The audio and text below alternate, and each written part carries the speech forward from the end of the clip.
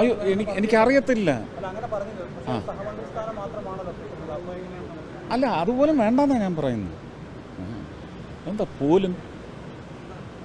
പോലും എന്ന് നിങ്ങളെങ്ങനെയാണ് പറയുന്നത്? Media one very good. കോൺസ്റ്റിറ്റ്യൂഷനെ നിങ്ങൾ എത്രമാത്രം മതിക്കുന്നു എന്നുള്ളത് നമുക്ക് നേരത്തെ അറിയാം. ഒന്നുകൂടി ഉറപ്പിച്ചു. Thank you. പുരോഹിതന്മാരുടെ ഇടയിലും ചിലപ്പോൾ ചില വിവരദോഷികളുണ്ടാവും എന്നതാണ് ആ വാചകത്തിലൂടെ വ്യക്തമാകുന്നത്. കടക്കുപുറത്ത്, പരനാറി, പിപ്പിടി, കുലംകുത്തി, നികൃഷ്ടജീവി തുടങ്ങിയ പദങ്ങൾക്ക് ശേഷം മലയാള നിഘണ്ടുവിൽ പിണറായിയുടെ വക ബൂസ്റ്റ് ചെയ്ത പുതിയൊരു വാക്കുകൂടി, വിവരദോഷി. സാധാരണയായി ഒരു പരീക്ഷയ്ക്ക് തോറ്റു കഴിഞ്ഞാൽ പോലും അല്പം ഒരു നാണക്കേടും ജാളിതയൊക്കെ നമ്മളെ ബാധിക്കാറുണ്ട്. സ്വാഭാവികം.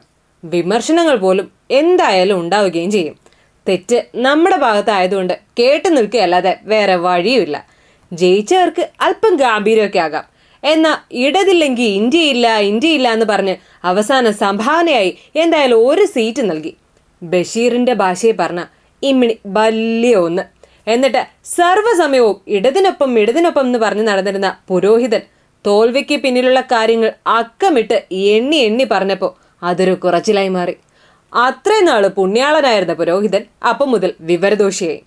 പണ്ട് പ്രളയത്തിന്റെ സമയത്തും കൊറോണയുടെ സമയത്തും ഒക്കെ നല്ല കരുത്തനായ മുഖ്യമന്ത്രിയാണെന്ന് പറഞ്ഞ് മുഖ്യനെ പൊക്കിയടിച്ച സമയത്ത് പുരോഹിതൻ എല്ലാവർക്കും വേണ്ടപ്പെട്ടവനായിരുന്നു. ഇപ്പൊ തോറ്റു തുന്നം പാടി വന്നപ്പോൾ പ്രോഗ്രസ് റിപ്പോർട്ട് വേദിയിൽ നോട്ട് ദ പോയിന്റ് ദാറ്റ് പണ്ടിട്ട പേരായതുകൊണ്ട് മാത്രമാണ് പരിപാടിയുടെ പേര് മാറ്റാഞ്ഞത്. എന്തായാലും ഇനി കിറ്റ് രാഷ്ട്രീയം ഇവിടെ നടക്കില്ല. മാസപ്പെട്ടിയുടെ കാര്യത്തിൽ മുഖ്യമന്ത്രി മിണ്ടിയിട്ടില്ല.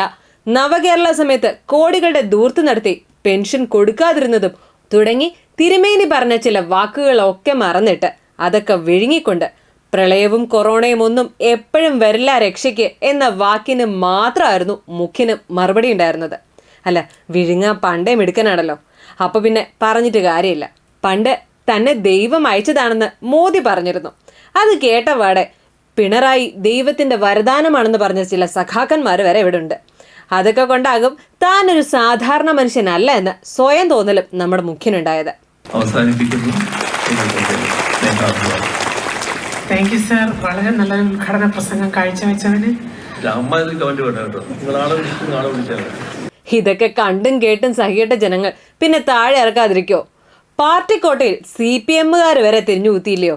പിന്നെ പിണറായി കൈപിടിച്ചു പൊക്കിയ സ്ഥാനാർത്ഥികളൊന്നും ഇതുവരെ ഗുണം പിടിച്ച ചരിത്രവുമില്ല. ആരെങ്കിലും ആ നാവ് കൊണ്ട് ഒന്ന് ഇകഴ്ത്തി പറഞ്ഞാൽ പിന്നെ അയാൾക്ക് വെച്ചടി കയറ്റുമല്ലേ. പണ്ട് ഓഞ്ചിയത്ത് ചെന്ന് TP ചന്ദ്രശേഖരന്റെ ആത്മാവിനെ കുലംകുത്തി എന്ന് വിളിച്ചു. അതോടെ ജീവിച്ചിരുന്നപ്പോൾ കിട്ടിയതിനേക്കാൾ പ്രഹരശക്തിയോടെ TP മറ്റുള്ളവർക്ക് മുമ്പിൽ ഇടം നേടി. കൊല്ലത്ത് ചെന്ന് പ്രേമചന്ദ്രനെ പരനാറി എന്ന് വിളിച്ചു. പിന്നെ അവിടെ അദ്ദേഹമില്ലാതെ മറ്റൊരാളും ജയിച്ചിട്ടില്ല.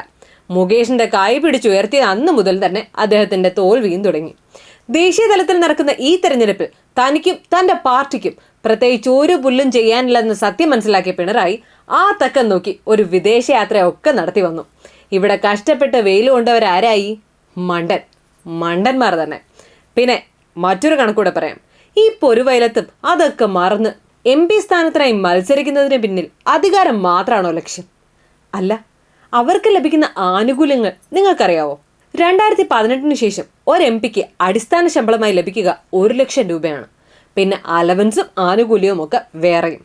ലോക്സഭാ മണ്ഡലത്തിലെ ഓഫീസ് പരിപാലനത്തിനും മറ്റു ചെലവുകൾക്കുമായും മണ്ഡല അലവൻസായി MP-മാർക്ക് ലഭിക്കുക പ്രതിമാസം 70,000 രൂപയാണ്.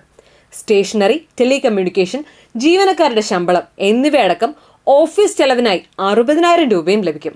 പാർലമെന്ററി സെഷൻസിലും മീറ്റിംഗിലും പങ്കെടുക്കാനായി തലസ്ഥാനത്തായിരിക്കുമ്പോൾ താമസം, ഭക്ഷണം എന്നിവയ്ക്കായി 2,000 രൂപ പ്രതിദിന അലവൻസിനും അർഹതയുണ്ട്.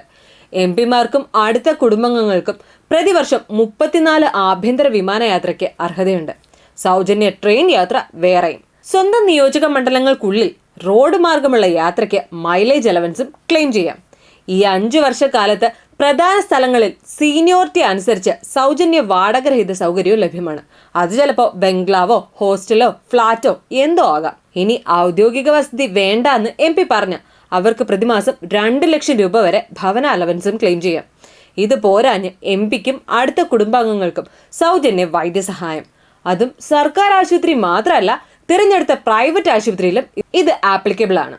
ഇവരുടെ വീടുകളിലും ഓഫീസിലും സൗജന്യ അതിവേഗ ഇന്റർനെറ്റ് കണക്ഷൻ, പ്രതിവർഷം 50,000 യൂണിറ്റ് വരെ സൗജന്യ വൈദ്യുതി, 4,000 ലിറ്റർ വരെ സൗജന്യ വെള്ളം, ഇതെല്ലാം ലഭിക്കും. ഇതൊക്കെ കൂടി ആവുമ്പോൾ ഒരു MP-ക്ക് പ്രതിമാസം എന്ത് കിട്ടും? അപ്പോൾ മത്സരിക്കാനും തള്ളിക്കയറാനും സീറ്റിനൊക്കെ ഇനി തല്ലുകൂടുന്നത് എന്തിനെന്ന കാര്യം ഇതിൽ നിന്ന് തന്നെ വ്യക്തമാണല്ലോ അല്ലേ?